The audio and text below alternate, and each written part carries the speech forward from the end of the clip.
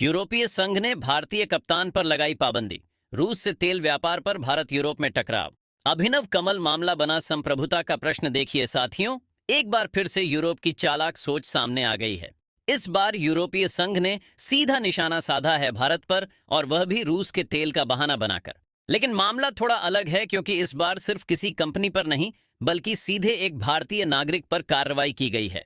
जी हां, यूरोपीय संघ ने अभिनव कमल नाम के भारतीय कप्तान पर पाबंदी लगा दी है। और यह कोई साधारण बात नहीं है। यह पहला मौका है जब किसी भारतीय को यूरोपीय प्रतिबंधों की सूची में शामिल किया गया है।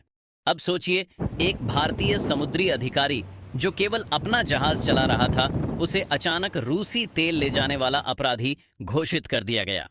इतना ही नहीं, जिस कंपनी के लिए वह जहाज चला रहे थे, उसकी भारतीय शाखा पर भी प्रतिबंध लगा दिया गया है, जिसका नाम है इंटर शिपिंग सेवा केंद्र प्राइवेट लिमिटेड।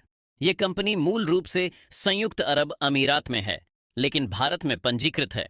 सवाल यह उठता है कि आखिर यूरोप को भारत से इतनी खींच क्यों है? क्या उन्हें लगता है कि भारत अभी भी 1991 वाला देश है जो किसी धमकी से डर जाएगा? असल में जो खेल चल रहा है, वह केवल एक साजिश नहीं, बल्कि एक सोची समझी रणनीति है, जिसका उद्देश्य है भारत की बढ़ती ताकत को रोकना और रूस से हमारे रिश्तों पर लगाम कसना। लेकिन याद रखिए, यूरोप ने जो गलती की है, उसका परिणाम वही भुगतेगा, क्योंकि भारत अब 90 के दशक का नहीं है। आज भारत दुनिया की सबसे बड़ी 5 अर्थव्यवस्थाओं में शामिल है, जिसका जहाज हर समुद्र में दौड़ता है और जिसका व्यापार अब किसी की मर्जी का मोहताज नहीं। यूरोपीय संघ का आरोप है कि भारत की कंपनी इंटरशिपिंग सेवा केंद्र प्राइवेट लिमिटेड ने एक कच्चे तेल के टैंकर को तकनीकी और रसद सहायता दी, जो रूस का तेल लेकर जा रहा था, और इसी को यूरोपीय प्रतिबंधों का उल्लंघन मानकर ब्लैक सूची में डाल दिया गया। ये जहाज था अर्जेंट ब्लूम, और इसी के कप्तान थे हमारे देश के नागरिक अभिनव कमल। यूरोप का दावा है कि यह टैंकर गुप्त बेड़े यानी शैडो फ्लीट का हिस्सा था। ये वही जहाज माने जाते हैं जो रूस से तेल लेकर छुपकर अलग अलग देशों तक पहुंचाते हैं। अब सोचिए, जहां अमेरिका और यूरोप खुद वर्षों तक रूस से सस्ता तेल खरीदते रहे, वहीं आज जब भारत ऐसा कर रहा है, तो उसे नियम तोड़ने वाला बताया जा रहा है। क्या यही अंतर्राष्ट्रीय निष्पक्षता है? सबसे बड़ी बात यह है कि यूरोपीय प्रतिबंध किसी वैश्विक कानून के अंतर्गत नहीं आते। यह एक तरफा निर्णय है, और भारत हमेशा से ऐसे प्रतिबंधों को मानने से इनकार करता आया है। तो फिर आज एक ईमानदार अफसर और एक पंजीकृत कंपनी को सजा देना क्या सीधा राजनीतिक दबाव नहीं है? अब जरा समझिए, शैडो फ्लीट क्या है। जब 2022 में रूस और यूक्रेन युद्ध शुरू हुआ और यूरोप ने रूसी तेल पर रोक लगाई, तो रूस ने एक गुप्त जहाज़ों का जाल तैयार किया, जो बिना ट्रैकिंग और बिना दस्तावेजों के तेल को एक देश से दूसरे देश तक पहुंचाते हैं। इसे ही शैडो फ्लीट कहा जाता है, और आज लगभग 600 से ज्यादा जहाज इसका हिस्सा हैं। अनुमान है कि रूस के कुल तेल निर्यात का करीब 35% अब इन्हीं जहाज़ों से होता है। कई जहाज समुद्र में ही तेल का आदान प्रदान करते हैं और पहचान प्रणाली बंद करके खुद को रडार से गायब कर लेते हैं। यही कारण है कि यूरोप को शक है कि इस गुप्त बेड़े को कुछ भारतीय और अमीराती कंपनियां बीमा, आपूर्ति और वित्तीय मदद दे रही हैं।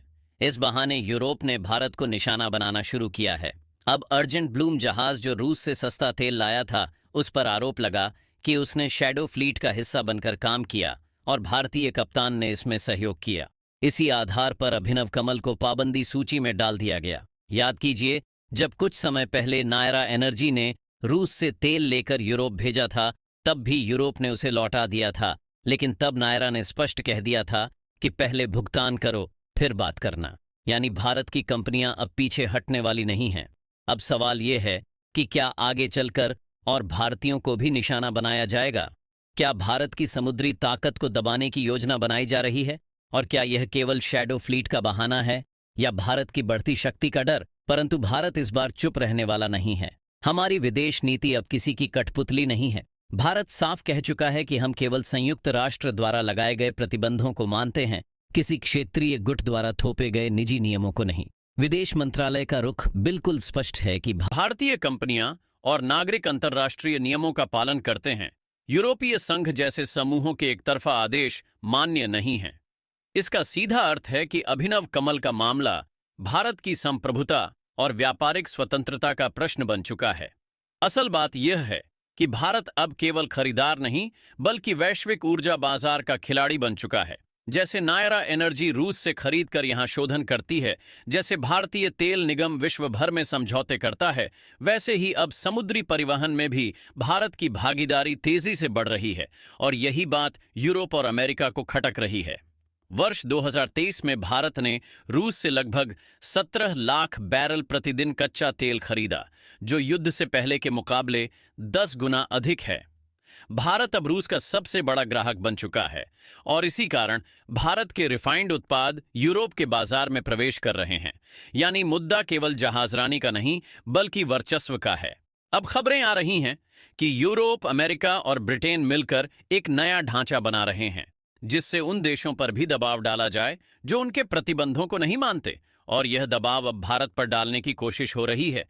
लेकिन भारत वर्ष 2025 में डिजिटल शक्ति, ऊर्जा शक्ति और रक्षा निर्यातक बनने की दिशा में आगे बढ़ रहा है और दुनिया को दिखा चुका है कि हम अपने हितों की रक्षा करना जानते हैं और किसी के सामने झुकना नहीं।